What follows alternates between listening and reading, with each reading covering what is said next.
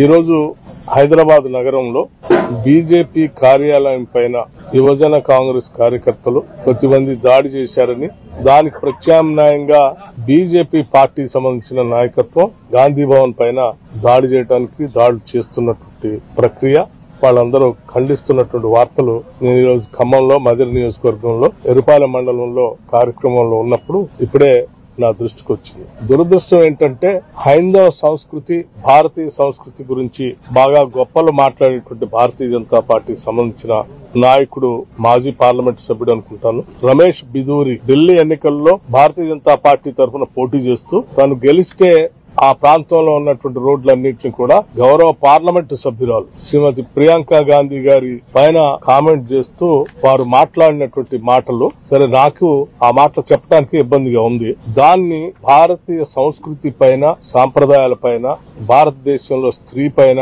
గౌరవం ఉన్నటువంటి ప్రతి ఒక్కళ్ళు కూడా ఖండించాల్సినటువంటి అవసరం ఉందని చాలా స్పష్టంగా చెప్తా ఉన్నాను.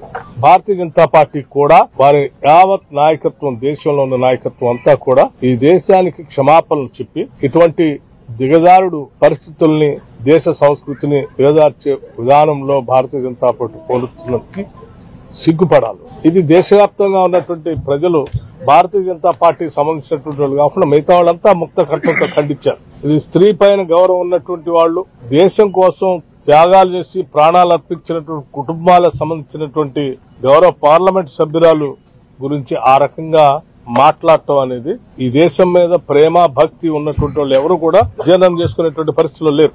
సో అటువంటి పరిస్థితుల్లో క్షణికావేశాల్లో కొద్దిమంది యువజన కాంగ్రెస్ నాయకులు భారతీయ జనతా పార్టీ కార్యాలయం పైన దాడి చేశారనేటువంటి వార్త తెలుసుకున్న వెంటనే మా పార్టీ అధ్యక్షుడు మహేష్ కుమార్ గౌడ్ గారు కానీ నేను వారితో కూడా మాట్లాడిన వెంటనే నాకు తెలిసి ఇక్కడ రాదు. అట్లాగే రాష్ట్ర ముఖ్యమంత్రి వాళ్ళు రేవంత్ రెడ్డి గారితో కూడా నేను మాట్లాడిన వెంటనే ఇప్పుడే నాకు తెలియగానే వారు ఎవరికీ తెలియదు అసలు ఈ సంఘటనకు సంబంధించి. కొద్దిమంది తాత్కాలికమైనటువంటి ఆవేశంతో ప్రియాంక గాంధీ గారి పైన అన్న మాటలు, భారతీయ జనతా పార్టీ పైన దాడి చేసిన దాన్ని తెలుసుకొని వాళ్లు కూడా వెంటనే ఖండించారు. పిసిసి ప్రెసిడెంట్ గా మహేష్ కుమార్ గౌడ్ కూడా ఖండిస్తూ ప్రకటన చేశారు. ఇక నేను ముఖ్యమంత్రి గారితో కూడా మాట్లాడారు. వారు కూడా చాలా స్పష్టంగా చెప్తా ఉన్నారు, మంది గాంధేయ పార్టీ, కాంగ్రెస్ పార్టీ సంస్కృతి కాదు ఇది, రాజకీయ పార్టీల కార్యాలయం పైన దాడులు చేసేటువంటి సంస్కృతి కాదు మంది, అలాగని ఎవరి మీద కూడా దాడి చేసే సంస్కృతి కాదు మంది. అహింసా మార్గంలో, గాంధీయిజంలో అవతల వాళ్ళు చేసిన తప్పుల్ని బహిరంగంగా ఎత్తి చూపుతూ ప్రజల దృష్టికి తీసుకుని వచ్చి